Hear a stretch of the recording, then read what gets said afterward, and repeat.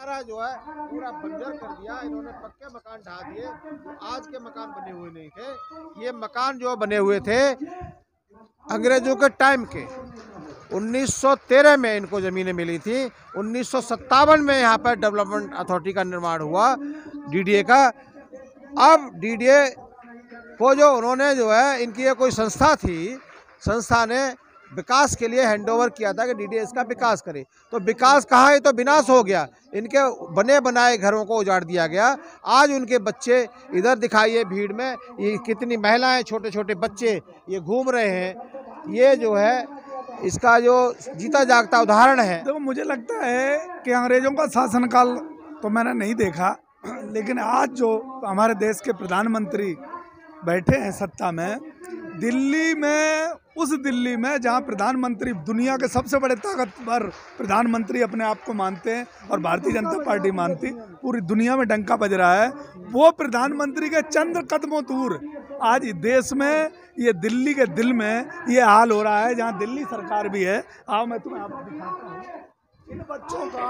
ये देश के बच्चे, ये देश का भविष्य है, ये देश का भविष्य है, ये माता पिता है, ये दिल्ली है जहाँ दुनिया का सबसे दमदार प्रधानमंत्री अपने आप को बताते हैं। और ये दिल्ली में ये बच्चे हैं, ये कुपोषण का शिकार हैं, और इन बच्चों को 2 वक्त की रोटी नहीं मिलती। इनके घर उजाड़ दिए गए, इनके परिवार उजाड़ दिए गए, इनके घरों पे बिल्डोजर चला दिया गया। तो ये प्रधानमंत्री जी क्या साबित करना चाहते हैं कि देश के उद्योगपतियों के प्रधानमंत्री बनकर रहना चाहते हैं, देश के अडानी अंबानी के लिए काम करना चाहते हैं, या कुछ लोग इनके पास सब कुछ है, ये दिल्ली को पैदा करने वाले लोग हैं। दिल्ली का इतिहास इनके हाथों से लिखा गया, लेकिन वो लोग हैं। सरकार ने वोटर कार्ड सबके बना दिए, वोटर कार्ड बना दिए।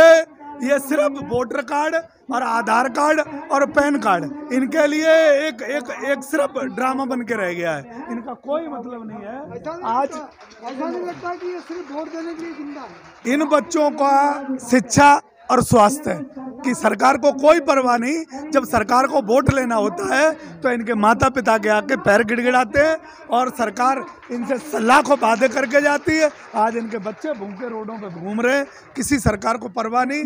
नरेंद्र मोदी जी, तुम ताकतवर नहीं हो, तुम वो प्रधानमंत्री हो जो गरीबों के पेट काट रहे हो।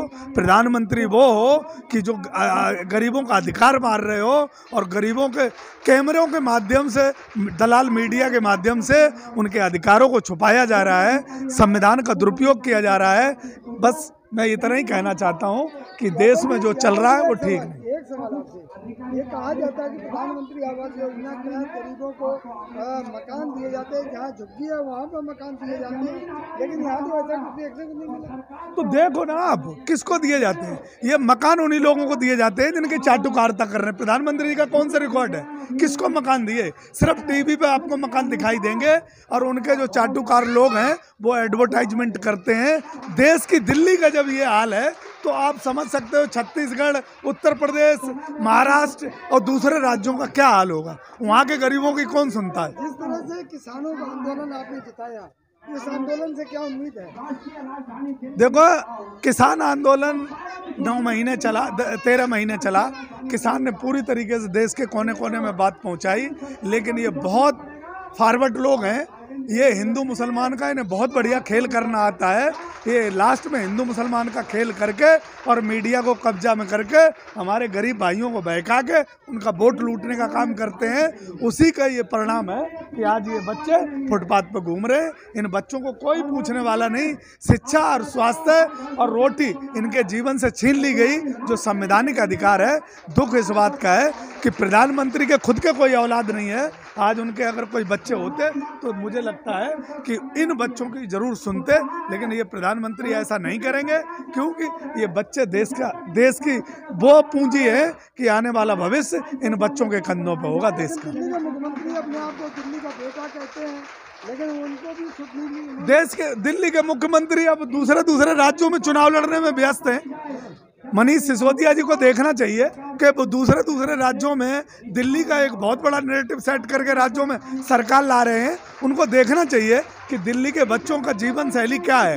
दिल्ली में भूखे बच्चे घूम रहे हैं रोडों पे, बेघर हैं, इनके रोटी फुटपाथ पे बन रही है, इनके माता पिता कितने दुखी हैं, बच्चों का जीवन कहाँ जा रहा है, ये सरकारों को देखना चाहिए। मुझे लगता है कि देश और दिल्ली गलत हाथों में है। कहीं ना कहीं इसके लिए संघर्ष एक बार फिर करना पड़ेगा और देश के लोगों को सामने आना पड़ेगा, और ये संघर्ष तब तक जारी रहेगा जब तक एक एक देश के बच्चे को शिक्षा, स्वास्थ्य और की गारंटी ना हो।